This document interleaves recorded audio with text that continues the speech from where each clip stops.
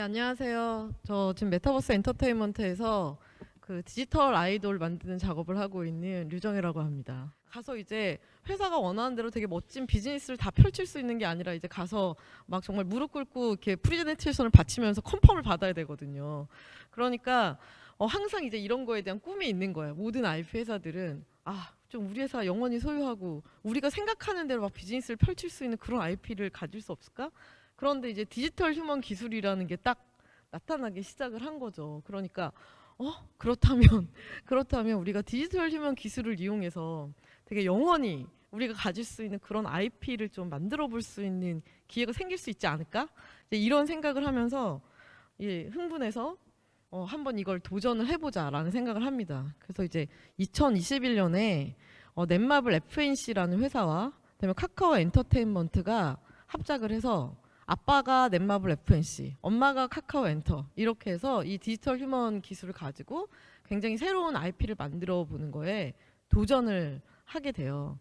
그래서 그 처음에 저희가 그럼 디지털 휴먼 기술을 가지고 이제 우리가 새로운 거 좀 도전하면 어디부터 좀 시작을 할까 막 고민을 했어요. 그래서 그 당시에 보면 일단 이미 이제 미국이랑 일본에서 이제 인플루언서들이 나와 있는 상황이었어요. 뭐 이마라던가 아니면 약간 이런 친구들이 나와 있어서 막 고민을 했어요. 어떤 애를 만드는 게 좋을까?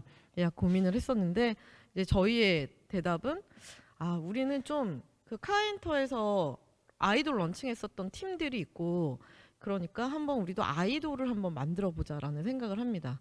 그래서 그 다른 어떻게 보면 인플루언서나 그냥 저스트 모델을 지향하는 것보다는 자기 자체 컨텐츠가 있는 아이였으면 좋겠는데 그래서 아이돌이랑 배우 사이에서 좀 고민을 했는데 그 당시 기술 수준으로는 아직 배우가 돼서 모든 씬을 되게 소화할 만큼 이거를 만들기에는 너무 시간과 약간 이런 게 리소스가 좀 아직은 거기까지 기술 속도가 따라주지 못하고 있어서 그러면 이제 케이팝 아이돌에 한번 우리가 도전을 해보자 라고 생각을 하고 아이돌에 이제 도전을 합니다. 저희는 어떤 의미를 부여하냐면 사실 그 전에 이제 공급형 친구들이 되게 많았어요. 우리가 기술이 되니까 한번 만들어보자. 약간 그래서 디지털 휴먼들이 되게 많이 나왔는데 이렇게 되게 거대하게 좀 글로벌 유저단에서 이렇게 리액션이 올라온 그런 디지털 휴먼은 사실상 최초거든요. 그러니까 글로벌에서도 굉장히 처음이고 그러다 보니까 뉴욕타임즈에서도 그런 기사가 막 올라왔어요. 그래서 다른 데들이 이제 막 기술을 시험하고 뭐 플랫폼으로 만들고 막 기술 자랑하고 이럴 때 한국은 이거를 컬처랑 결합한 형태로 해서 특히 케이팝이랑 결합을 해서 이런 시도를 하고 있다. 그래서 너네가 디지털 휴먼의 미래를 보고 싶으면 한국을 봐라. 이런 이제 커버 기사가 실렸었고 일본에서는 아시는 분들 아시겠지만 요새 이제 애니메 캐릭터들을 이제 위에 씌운 버튜버라는 게 굉장히 지금 인기를 얻고 있고 심지어 그 회사 중에 하나는 조단위 가치로 상장을 하기도 했어요. 버튜버들을 데리고 있는 이 IP 회사가 이제 그런 상황인데 일본에서도 또 근데 우리는 막 아니메 캐릭터 이런 거 만들 때 한국을 봐라. 한국은 저렇게 완전히 높은 기술로 풀 3D 기술로 간다. 그러니까 지금 일본이 이렇게 뒤처지고 있는 거다. 막 이런 거를 성토하는 약간 그런 글들이 되게 올라와서 굉장히 막 100만에 넘게 조회가 되면서 화제가 되기도 했었거든요. 그래서 요런 이제 저희가 새로운 가능성을 많이 이걸 런칭하면서 저희도 놀라기도 하고 하면서 봤는데 그럼 도대체 어떻게 이런 일이 좀 가능했냐, 왜 일어난 거냐라고 생각을 해서 보면은 한 3가지 키워드들이 있는 것 같아요. 그러니까 우리가 그냥 디지털 휴먼이 아니라 K-팝이라는 컨텐츠를 가진 굉장히 좋은 음악과 그다음에 멋진 퍼포먼스를 결합한 형태로 이 컨텐츠를 가진 형태로 이제 디지털 휴먼을 런칭했다는 게 굉장히 좀 컸었던 것 같고 또 아무래도 젠지 세대들 같은 경우에는 뭐 여기 있는 분들도 그러시겠지만 이게 디지털이냐 아니냐 뭐 이게 AI냐 기술이냐 뭐냐 이런 것보다도 이게 충분히 즐겁고 굉장히 매력적이냐 재밌냐 이런 게 훨씬 더 좀 중요했었던 것 같아요. 그래서 그런 부분에서 많이 받아들여 주셨던 것 같고 아무래도 어릴 때부터 이제 테크 기술을 접하고 자라신 분들이라 확실히 이제 테크 쪽에 대해서 좀 더 프렌들리하게 반응해 주셨던 그런 것들이 있었던 것 같습니다. 그래서 얼마 전에 이제 4월도 뭐 좀 됐지만 어쨌든 데뷔 4월달에 이제 데뷔 100일도 되게 축하를 하고 이렇게 뭐 여전히 이제 좀 지금 이제 공식 활동은 내려온 상황이지만 요즘 이제 SNS에서 팬들을 만나면서 다양하게 좀 지내고 있고요. 저희가 이 친구들을 가지고 어떻게 좀 새로운 것들로 세계들을 좀 비즈니스를 확장을 해볼 수 있을까라고 해서 이제 여러 가지 시도들을 상반기에 많이 했어요. 그래서 그 카카오 웹툰 같은 경우에 IUC가 이제 런칭할 때 모델이었었는데 저희가 카카오 웹툰 인도네시아를 런칭을 할 때는 저희 이제 그 4명의 친구들이 아까 지구에 불시착을 했다고 했잖아요. 다시 태어난 게 아니고 불시착을 한 거거든요. 그래서 그 중에 한 명을 저희가 의도적으로 인도네시아 자카르타에 런칭을 했어요. 이 친구가 마티라는 친구인데 자카르타에 불시착을 한 친구라 이 친구는 인도네시아어를 할 줄 압니다.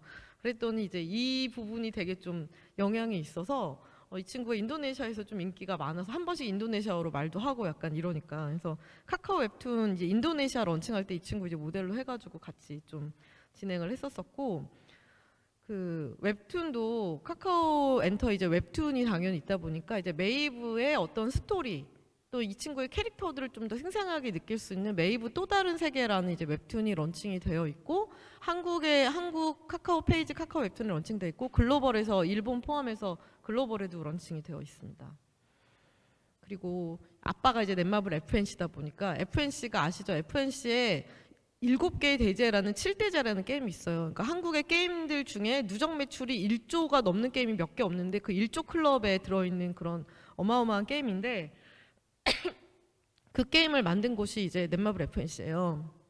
그러다 보니 거기에 나오는 이제 타이틀들 뭐 블레이드 앤 소울이라던가 아니면 모두의 마블이라던가 이제 이런 곳에 메이브의 캐릭터들이 같이 들어간 굉장히 정말 그 팬과 1대1로 굉장히 개인적인 체험을 이런 어떤 기술을 통해서 만들어줄 수 있는 지점이 있지 않을까. 그리고 그걸 통해서 굉장히 이제 몰입된 경험을 가질 수 있을 것 같고 또 저희는 챗GPT가 할 수 있는 언어만큼 그 나라의 언어로 얘기를 할 수 있어요.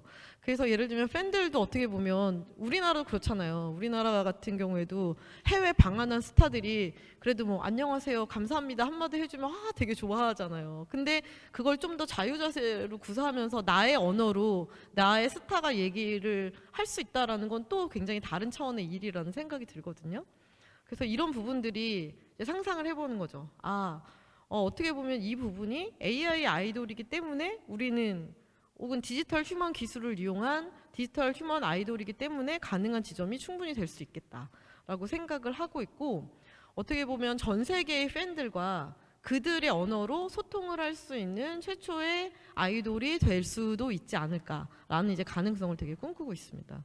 그래서 이 메이브의 친구들이 지금은 이제 설정 값들을 되게 중요하게 생각하면서 이제 현재는 보면은 뭐 마티는 인도네시아, 그 다음에